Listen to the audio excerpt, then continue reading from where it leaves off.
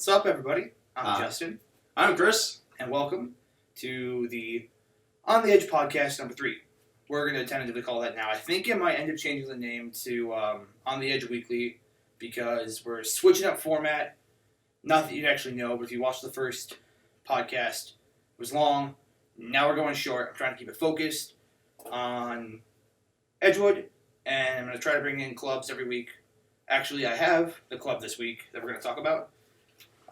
Sorry. Did you introduce yourself yet? I did say I'm Chris. But... He's still Chris. Didn't change. So this week we're going to talk about the debate club because last week I recorded a podcast and totally on me the audio got janked. So there's nothing I can do about it, but it's salvageable enough for a very short segment instead of the long 40 minutes because I think it sounds kind of dirty. But that's a good way to describe it. So enjoy this little blurb featuring me and Chris and Dan. Yeah, Dan Mortensen. Dan Mortensen, the philosophy professor. His name's Dan. Hi. Hi, Dan. Hello.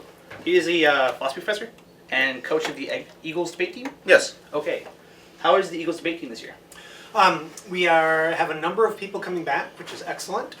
We have not had as many new recruits, though we had about 20 people indicate interest. They just haven't shown up yet. Same thing with Ego.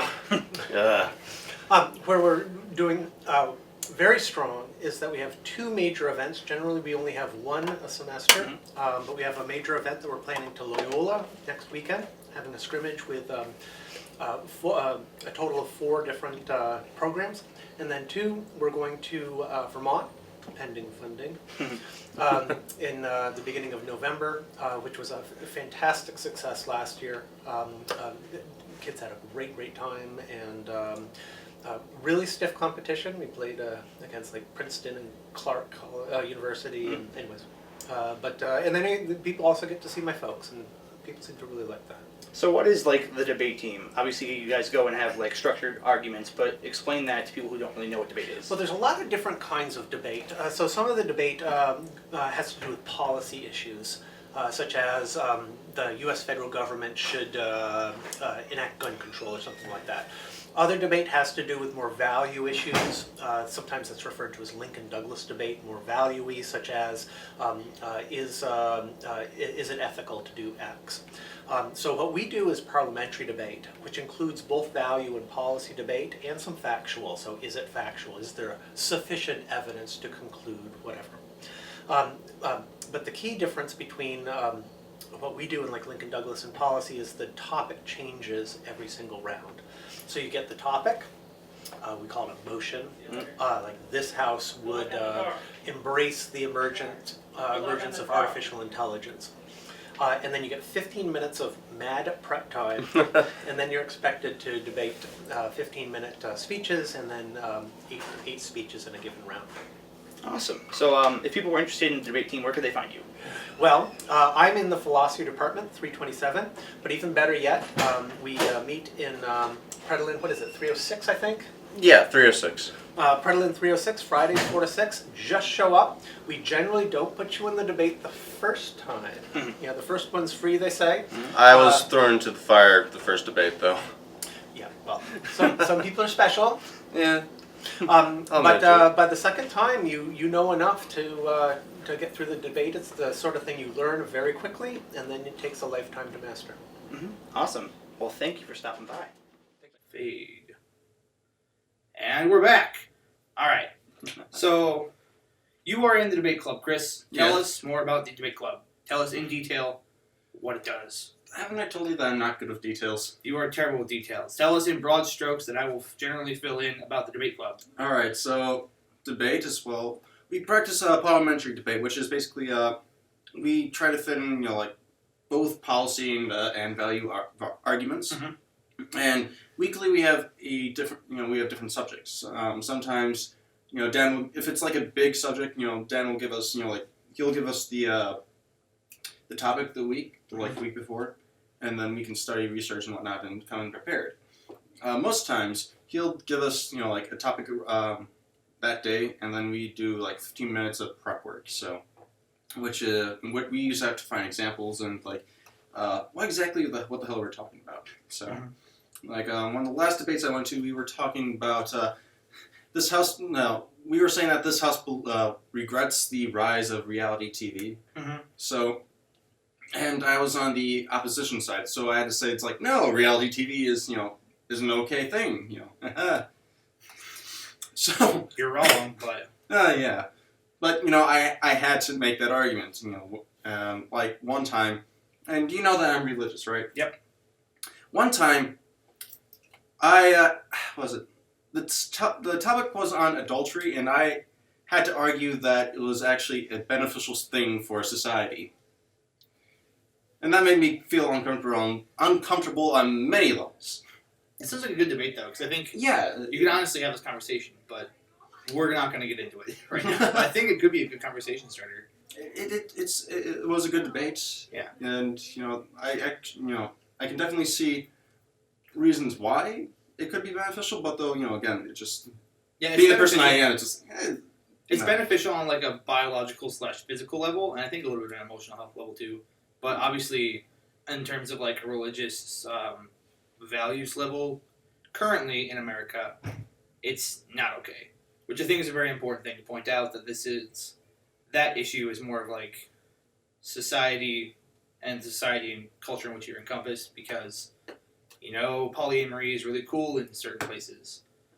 I don't know which places, so I'm not going to say them, but places are okay with it. So yeah, I think that'd be obviously like a really good debate. Yeah, definitely. This structure of debate, I feel like everybody, like literally everybody at Edgewood should be familiar with, because Dan's one of the philosophy professors, and he's like, Philosophy 101, the class that literally everybody has to take going to the school. Yeah. So I think it's like he's one of the 3 or 4 teachers who teaches that, so like 30% of this school have interacted with him at some point. And even if he's not, Comms 101 also has like a debate style as part of their thing. So if you've like taken those classes, which if you are a freshman, were a freshman and went to Edgewood, you are probably pretty familiar with what they do. And then you guys have 2 really big like hooplas, right? So tell me about those hooplas. The meats. The meats? Meats. What do you mean by hooplas exactly? I was saying hoopla. I just didn't know what to call them. So at the meats.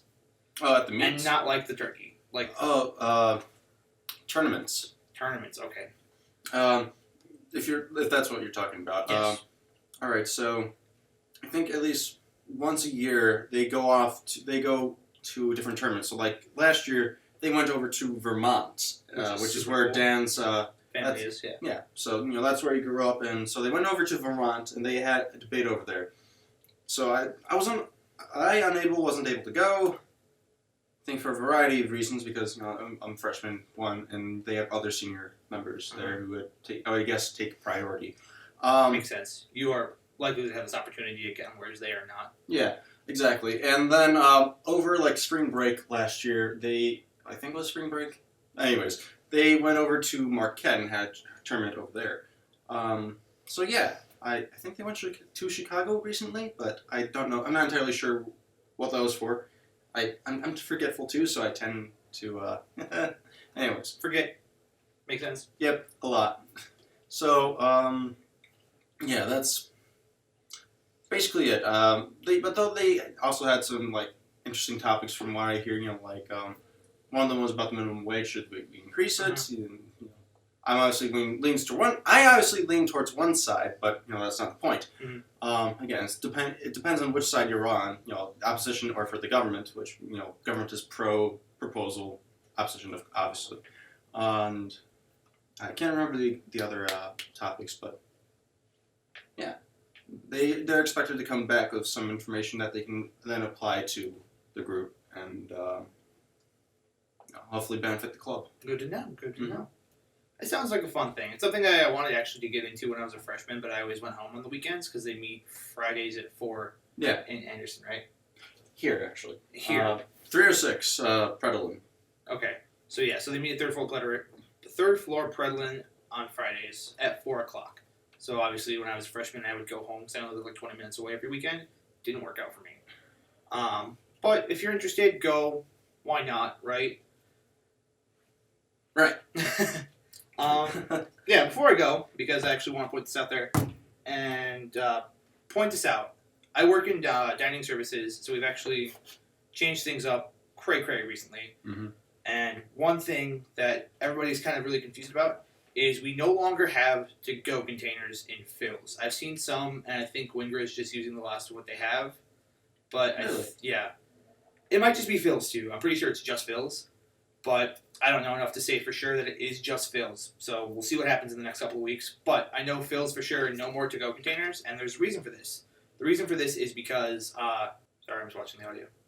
Okay, the reason for this is because we had to-go containers, and we've had these signs up saying, please, if you are going to eat in the dining room, do not take a to-go container. Please and thank you. It'd be awesome. Everybody, for some reason or another, decided, hey, it'd be really cool to just continuously take to-go containers and eat in the dining room. I don't know why. We have reusable plates. It's more sustainable, which is big on Edgewood. It just helps in general because when you take a to-go container, it's this thick, and that's just zero space. There's nothing in it. So it's biodegradable, isn't it? It's biodegradable, but the point is, like, when everybody is taking them and then eating there, this much space per person, like, within 20, 30 people, the trash can is full. Right. And it's full of nothing, literally. People usually don't crush them or something or other. So 9 times out of 10, it's just a bag full of boxes. What good is that? So we got rid of it.